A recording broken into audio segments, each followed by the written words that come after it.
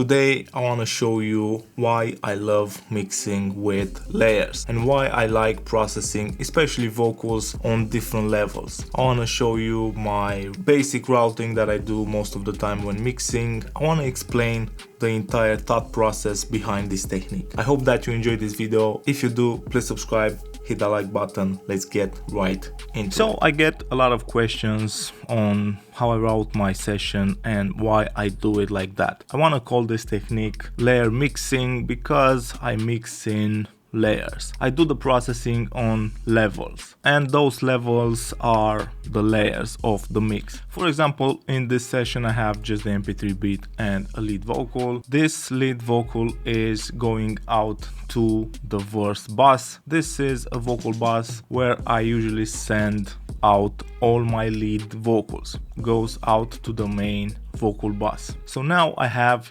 three different layers of processing if I want to. I have the ability to process the vocal on the actual audio track, then I have the ability to process that on the level of the verse bus, then I have the option to process the vocal at the end of the chain, and that's the vocal main bus. On top of that, everything gets processed on the 2 bus. So we have 4 layers of processing in total, 3 layers of processing for the vocal. I do this because it gives me a great flexibility. For example, let's say that the lead vocal is made up of 2 different tracks. Exactly the case here. Let's say that the 2 different parts were recorded in 2 different days, 2 different setups, and they sound a bit different. With this entire routing and this layer processing, I have the ability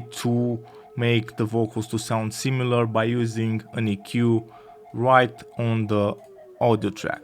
For EQ3, let's say that this is the processing done on the first track, and let's say that this is the processing done on the second one. And now the tracks are closer in terms of tone, in terms of consistency. I can use some compression on the second one, and also this layer mixing setup allows me to have the proper gain stage. Same scenario, I have 2 different takes recorded in the same day, let's say, but one is closer to the mic and one is further away from the mic. With this setup, I have the option to change the gain stage of the second track, of the track that's a bit quieter, and now the lead vocal tracks are going out to this verse bus, having the same tone, the same consistency, the same loudness. The processing done on the verse bus will just sound cohesive as a single performance.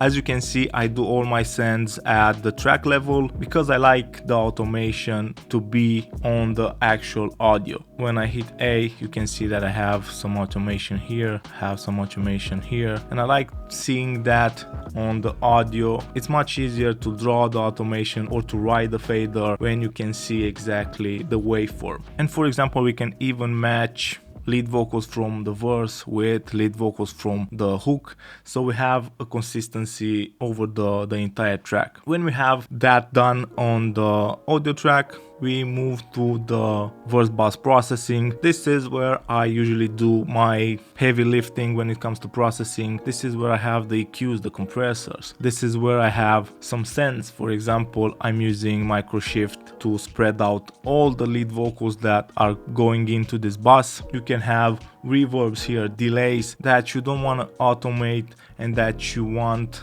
on the entire lead vocal.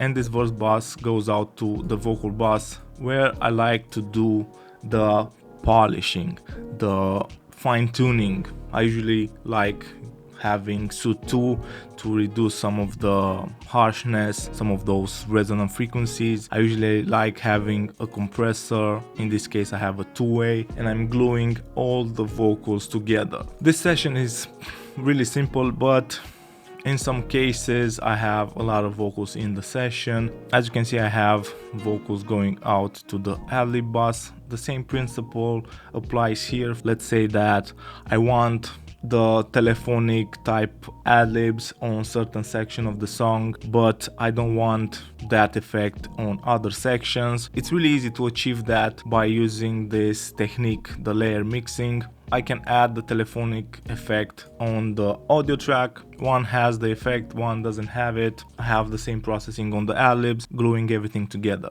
I also like the fact that this technique allows me to add effects to all vocals. So let's say I want to add a space around all vocals, like in this case I have a new verb on the main vocal bars, so the ad-libs, the lead vocal, everything is hitting this reverb. I like the fact that I can change the gain stage in a way that I can hit certain compressors harder, or I can lower the effect by just reducing the gain. Let's say that I'm hitting this tube-tech compressor a bit too hard. Instead of dialing the threshold, I have the ability to reduce the gain on the actual audio track, and this is a different approach on processing. I like it a lot.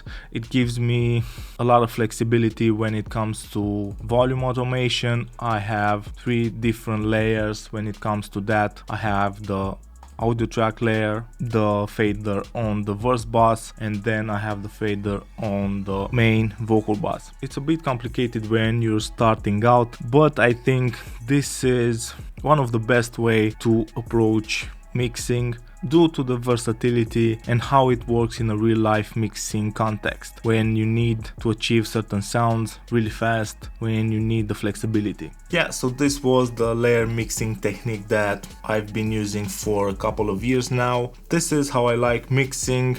You can take just a couple of things from it and make it your own. Try it out. Let me know if you like it, if you find it complicated, or you just don't like it. If you enjoyed the video, please subscribe, hit the like button. Don't forget to follow me on Instagram, and see you guys really soon. Cheers.